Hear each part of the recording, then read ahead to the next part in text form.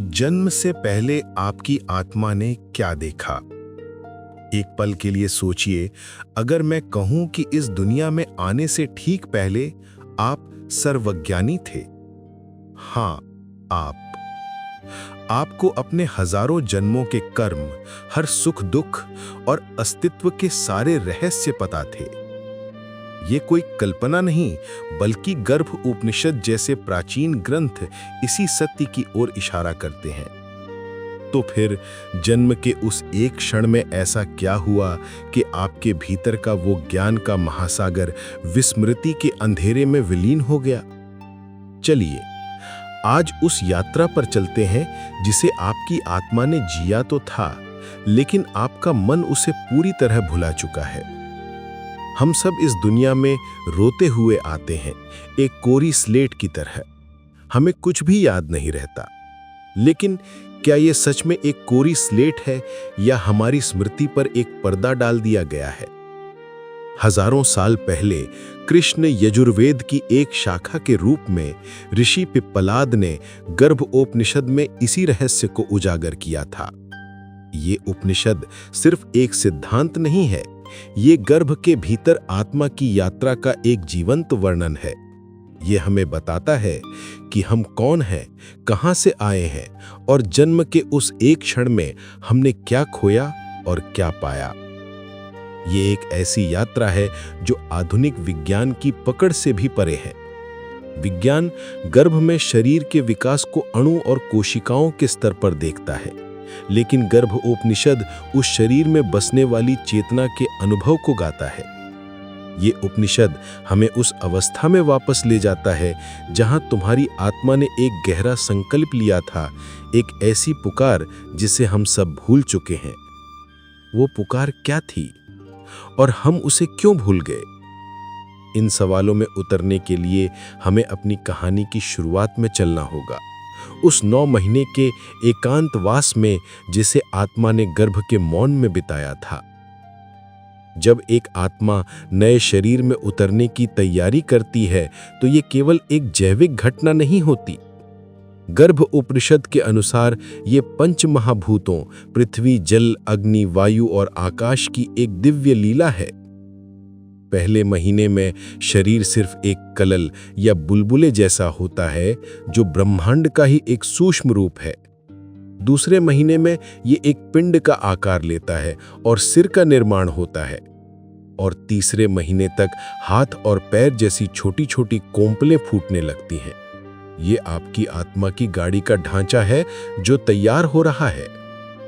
चौथे महीने में पेट और कमर का हिस्सा स्पष्ट होने लगता है और 5वें महीने तक रीढ़ की हड्डी, जो आपके अस्तित्व का आधार स्तंभ है, आकार लेने लगती है। अंत में 6ठे महीने में नाक, आंखें और कान बनते हैं, मानो बाहरी दुनिया से जुड़ने के द्वार अब तैयार हो रहे हों। ये सब सुनने में विज्ञान जैसा लग सकता है, लेकिन ऋषि का दृष्टिकोण कहीं ज्यादा गहरा है। वो हर अंग में चेतना के प्रकट होने का एक माध्यम देखता है। और फिर इस नाटक का सबसे रहस्यमयी अध्याय 7वें महीने में आता है। गर्भोपनिषद कहता है कि इस महीने में जीवात्मा यानी आपकी व्यक्तिगत चेतना पूरी तरह से शरीर में प्रतिष्ठित हो जाती है।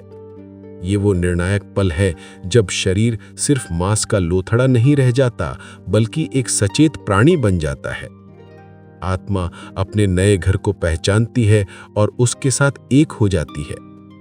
और इसी क्षण एक अद्भुत लेकिन भयानक घटना घटती है। आत्मा को अपने सभी पिछले जन्मों का बोध हो जाता है। कल्पना कीजिए, गर्भ के उस घने अंधेरे में आपकी चेतना पर एक साथ हजारों जन्मों का जहर और अमृत बरस पड़ता है। हर सुख, हर दुख, हर पुण्य, हर पाप, सब कुछ आप एक साथ देख लेते हैं। आप कर्म के उस कभी न खत्म होने वाले पहिए को देखते हैं जिसने आपको बार बार इस दुनिया में फेंका है। ये ज्ञान आनंद नहीं, बल्कि गहरी पीड़ा से भर देता है। आपको बोध होता है कि आप एक कारागार में फंसे हैं। ये सर्वज्ञ होने का क्षण है, लेकिन ये परम पीड़ा का भी क्षण है। 8वें महीने में ये ज्ञान अपनी पराकाष्ठा पर पहुंच जाता है। उपनिषद कहता है, इस अवस्था में आत्मा अस्थिर हो जाती है, जैसे आग पर रखा हुआ पानी खौलता है। कर्मों के बोझ और दुनिया के दुखों के ज्ञान से आत्मा तड़प उठती है। वो जानती है कि जन्म लेते ही वो फिर से माया के खेल में उलझ जाएगी और ये ख्याल उसे कंपा देता है। इसी भयानक पीड़ा में आत्मा अस्तित्व से एक गहरी प्रार्थना करती है। वो एक संकल्प लेती है। उपनिषद के शब्दों में आत्मा कहती है, I have seen thousands of wombs, endured countless foods and drank mother's milk. I am tired of grinding in this world wheel. O Lord, free me this time. When I come out of this womb, I will take refuge in you. I will practice Sankhya Yoga. I will meditate on that supreme truth which is beyond birth and death. I will not do any more karma that will bind me again.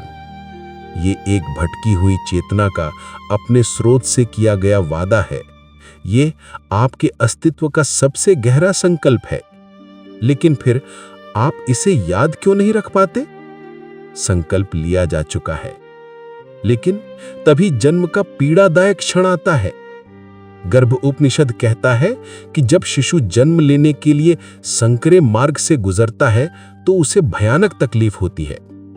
और ठीक इसी चरम पीड़ा के पल में एक रहस्यमयी शक्ति, जिसे उपनिषद वैष्णवी वायु कहता है, उसे छू लेती है। ये स्पर्श होते ही जैसे कोई दिए को फूंक मार के बुझा दे, आपकी स्मृति बुझ जाती है। पिछले जन्मों का ज्ञान, कर्मों का बोझ और मुक्ति का वह संकल्प, सब कुछ एक पल में शून्य हो जाता है। आप दुनिया में आते हैं रोते हुए, असहाय और पूरी तरह से अज्ञानी। यही है महाविस्मृति, द ग्रेट फॉरगेटिंग। ये हमारी जिंदगी की सबसे बड़ी त्रासदी लगती है कि हमने अस्तित्व से किया वादा तोड़ दिया। लेकिन क्या ये सच में एक त्रासदी है या इसके पीछे कोई गहरा रहस्य छिपा है? सोचिए, अगर आपको अपने हजारों जन्मों के पाप, पुण्य और दुख याद रहते तो क्या आप एक सामान्य जीवन जी पाते? आप हर व्यक्ति में अपना पुराना शत्रु या मित्र देखते। अतीत का इतना भारी बोझ आपको वर्तमान में जीने ही नहीं देता। शायद प्रकृति करुणामयी है। वो आपसे आपकी याददाश्त छीन लेती है ताकि आप बिना किसी बोझ के एक नई और ताजी शुरुआत कर सकें। ये भूलना आपको मौका देता है कि आप चेतना को फिर से खोजें, सिद्धांतों की तरह नहीं बल्कि एक जीवंत अनुभव की तरह। आपको मुक्ति का संकल्प याद रखने की जरूरत नहीं है, आपको मुक्ति को जीने का मौका दिया गया है। ये एक अद्भुत खेल है। क्या आप इस दुनिया की माया में खोए बिना अपनी चेतना को फिर से जगा सकते हैं? अगर हम सब कुछ ही भूल गए हैं तो उस खोए हुए बोध को वापस कैसे पाया जाए? इसका रास्ता भी आपके भीतर ही है। गर्भोपनिषद कहता है कि ये शरीर ही वो ग्रंथ है जिसमें सारे राज लिखे हैं। शरीर में 3 दोष हैं, वात, पित्त और कफ, और जब ये संतुलन में होते हैं तो शरीर और मन स्वस्थ रहते हैं। इस शरीर को चलाने वाली शक्ति है प्राण, यानी जीवन ऊर्जा। ध्यान और प्राणायाम जैसी विधियां इसलिए महत्वपूर्ण हो जाती हैं। जब आप अपनी सांस के प्रति जागते हैं तो आप अपने प्राण के प्रति जागते हैं और धीरे धीरे आप अपने मन के मालिक बन सकते हैं।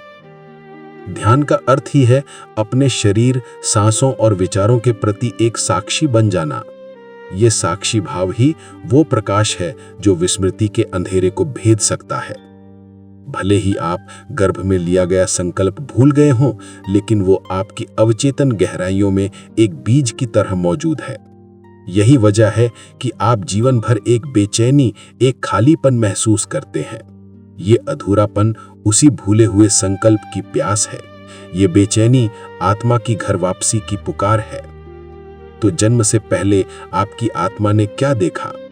उसने संपूर्ण ज्ञान देखा, कर्मों का अनंत चक्र देखा और उससे मुक्त होने की एक गहरी पुकार की।